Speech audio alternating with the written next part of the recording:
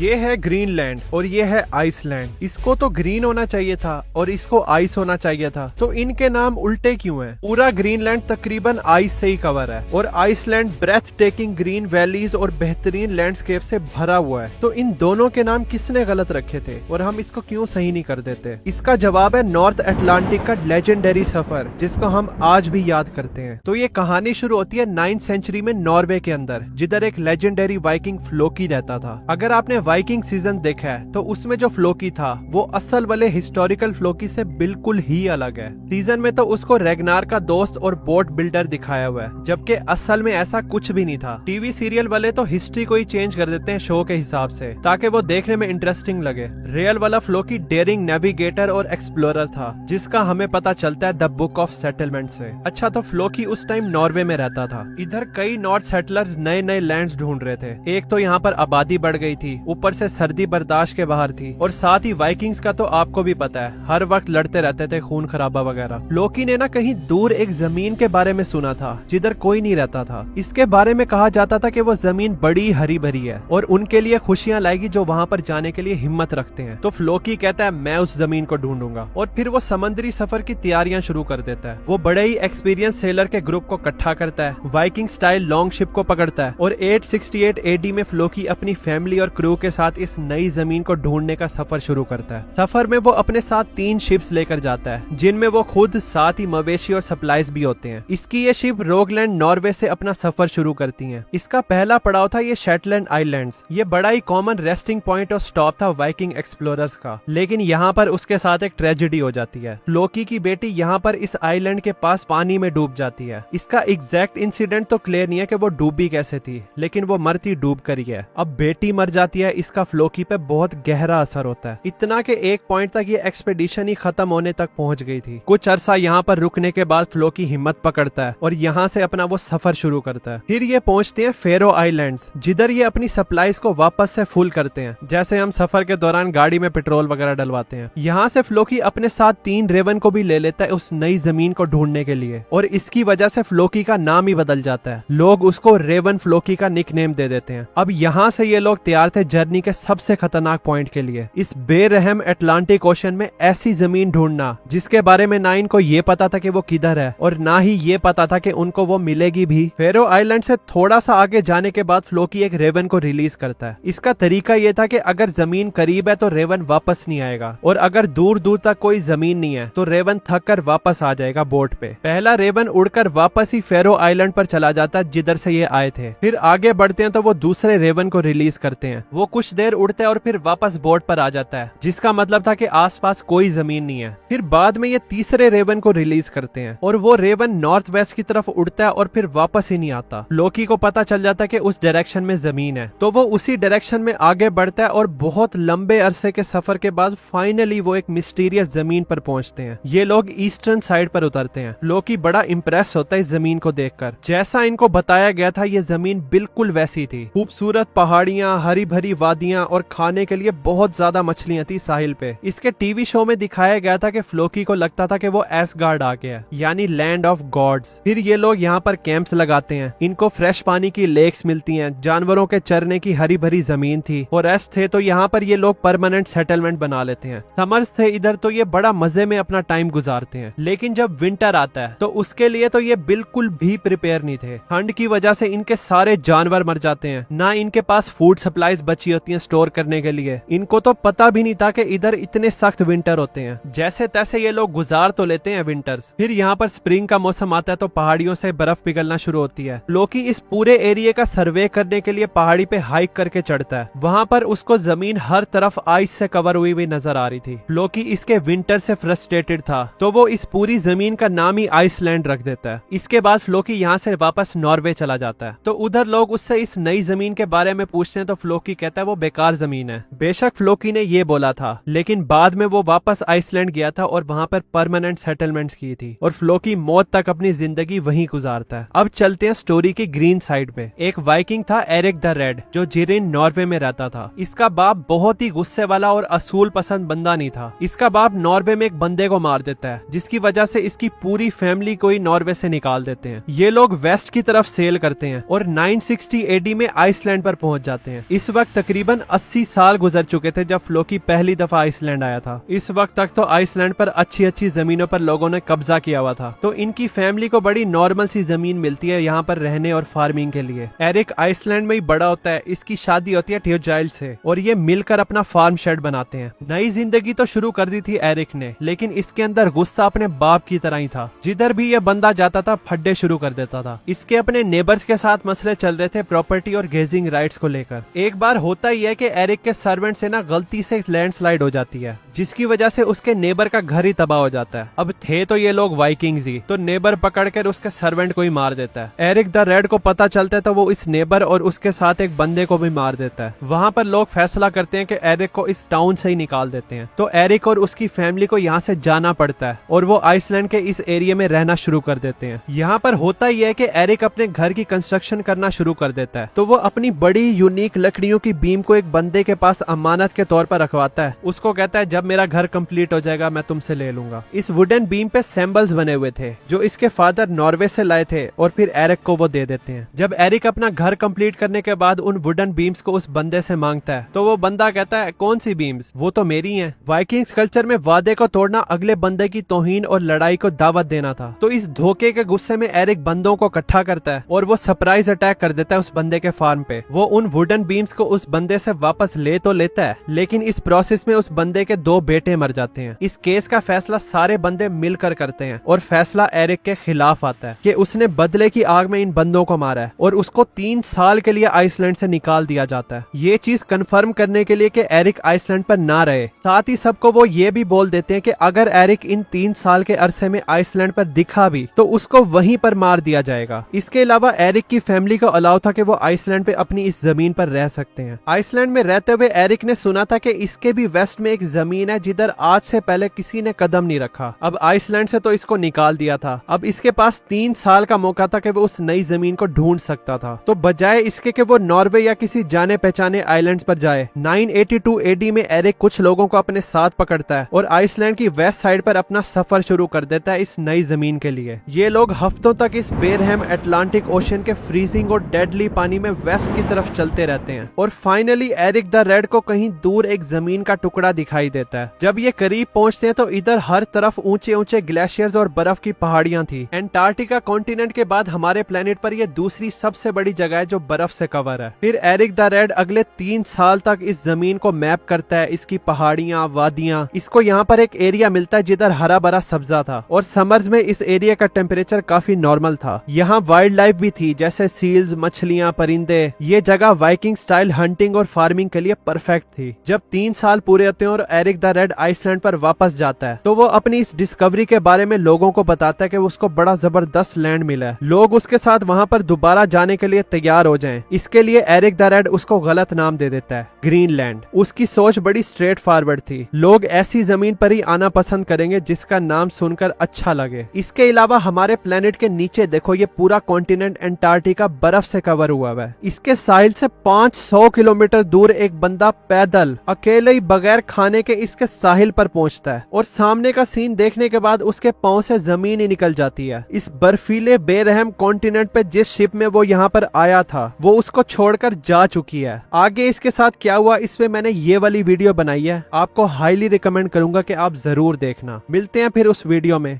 Thanks for watching.